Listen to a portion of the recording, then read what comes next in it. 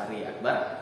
Saya adalah CPNS Kabupaten Mamuju Tengah tahun 2025. Ya, teman-teman sekalian, tugas saya atau jabatan saya yaitu Pranata Ilmu Komputer Ahli Pertama.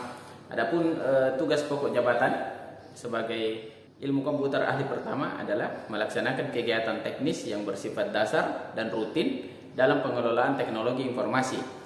Ya, tugas utama meliputi pelaksanaan, pemeliharaan, dan pendampingan. Secara umum, rincian kegiatan utamanya mencakup pelayanan dan pengoperasian sistem informasi. Yang kedua, mengoperasikan dan memantau berjalannya sistem informasi atau aplikasi yang digunakan oleh instansi. Berikutnya yaitu melakukan instalasi dan konfigurasi perangkat keras maupun perangkat lunak dan jaringan komputer. Poin inti berikutnya yaitu melakukan pemeliharaan rutin ya, pada server dan database ya, jika itu ada di instansi kita. Pengelolaan data dan keamanan, melaksanakan backup data dan pemulihan recovery data yang hilang ya, sesuai prosedur yang berlaku, membantu menerapkan prosedur keamanan data dan sistem yang telah ditetapkan oleh ahli media atau ahli utama. Ya, melakukan penyiapan dan pengelolaan data untuk kebutuhan sistem informasi untuk instansi kita. Berikutnya itu dukungan dan bantuan teknis, memberikan bantuan teknis atau helpdesk kepada tingkat pertama kepada pengguna user ya, terkait masalah operasional perangkat ataupun aplikasi kantor. Yang berikutnya yaitu menyusun laporan teknis rutin mengenai kegiatan operasional dan pemeliharaan sistem. Dan yang terakhir yaitu mengembangkan materi dan modul dasar pelatihan penggunaan aplikasi sederhana. Berikutnya teman-teman, ya, saya bertugas di Badan Kepegawaian dan Pengembangan Sumber Daya Manusia Kabupaten Mamuju Tengah. Ya, BKP/SDM sendiri memiliki peran sentral dalam birokrasi pemerintahan daerah. Kedudukan dan tugas pokok BKP/SDM itu sendiri adalah perangkat daerah tingkat provinsi maupun kabupaten yang bertanggung jawab membantu kepala daerah, baik itu berupa gubernur maupun Pak Bupati atau Pak Wali Kota, dalam urusan kepegawaian dan pengembangan sumber daya manusia di dalam instansi tersebut. Ya. Tugas pokoknya adalah menyelenggarakan urusan pemerintahan di bidang manajemen aparatur sipil negara. Berdasarkan ketentuan perundang-undangan, BKP/SDM berperan sebagai kontrol manajemen ASN di tingkat daerah. Ya, fungsi utama dari BKP/SDM sendiri yaitu mencakup seluruh siklus manajemen ASN mulai dari perencanaan hingga pensiunan yang diuraikan sebagai berikut, yaitu perencanaan dan pengadaan.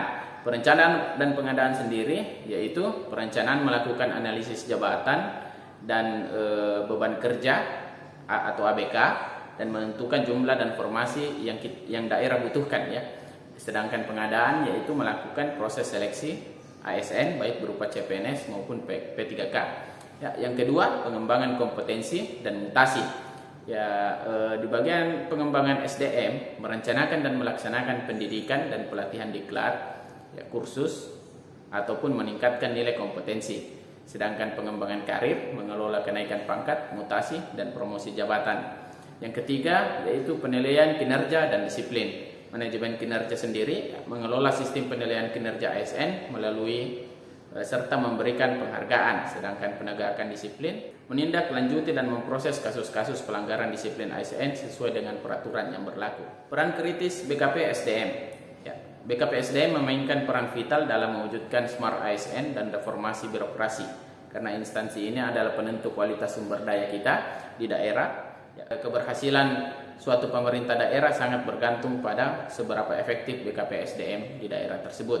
Ya, moto BKP/SDM, the right man and the right place and the right job. Ya, teman-teman, saya akan mengambil tentang isu pengamanan data di era digitalisasi saat ini. Sebagaimana kita mengetahui bahwa pengamanan data di Badan Kepegawaian dan Pengembangan Sumber Daya Manusia sangatlah penting dan fundamental, karena BKP/SDM sendiri itu adalah jantung dari ASN. Data yang dikelola oleh BKP/SDM bukan hanya tentang angka-angka biasa, melainkan informasi yang bersifat sangat rahasia, pribadi, dan strategis bagi kelangsungan instansi dan masa depan setiap pegawai. Perlindungan data pribadi ASN. BKP/SDM sendiri mengelola data paling sensitif dari seluruh pegawai, ya, termasuk data pribadi berupa nomor induk, kependudukan, alamat tempat tinggal, dan tentu saja nama ibu kandung. Ya, data riwayat hidup, riwayat pendidikan, riwayat kesehatan, atau pemeriksaan berkala. Data keuangan berupa penggajian, ya itu semua ada di BKPSDM. Ya, demikian teman-teman secara singkat bagaimana pentingnya pengelolaan data ataupun nilai data sendiri itu di BKPSDM. Ya, salah satu penerapan sederhana dari pengamanan data yaitu kita menggunakan kata sandi atau password di komputerisasi kita. Ya, tentu saja password ini untuk lebih efisien dan melindungi data kita dari kebocoran data. Berikut adalah cara kita mengamankan data secara sederhana, karena data adalah kekuatan di era digitalisasi saat ini.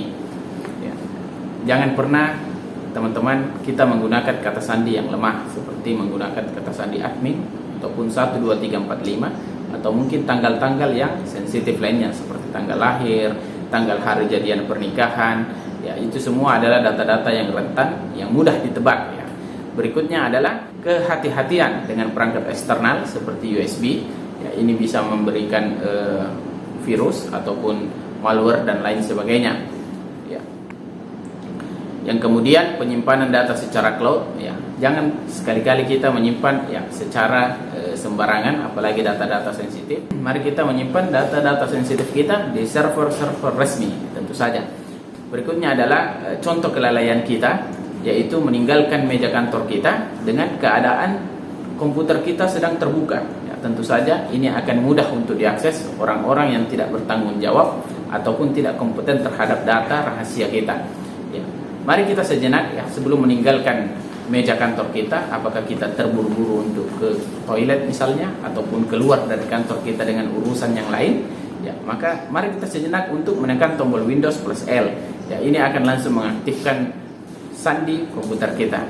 Ya, sebagaimana kita ketahui di era saat ini, komputer, HP adalah hal yang wajib kita kuasai di era digitalisasi sebagai smart ASN dan menuju smart government.